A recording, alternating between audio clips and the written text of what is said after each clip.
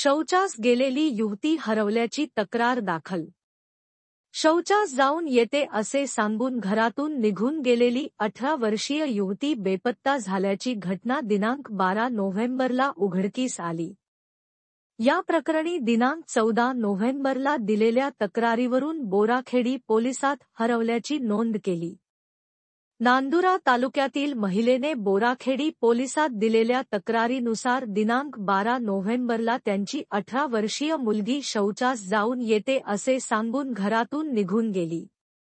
परंतु ती घरी परत आली नाही. त्यामुळे तिचा शोध घेतला असता ती आढळली नाही. हरवलेल्या युवतीचे वर्णन रंग गोरा, उंची 5 फूट 2 इंच, कुरके केस, अंगात लाल टॉप व हिरवा प्लाझो, डाव्या हातात कडा असे वर्णन आहे. या तक्रारीवरून पोलिसांनी हरवल्याची नोंद केली आहे.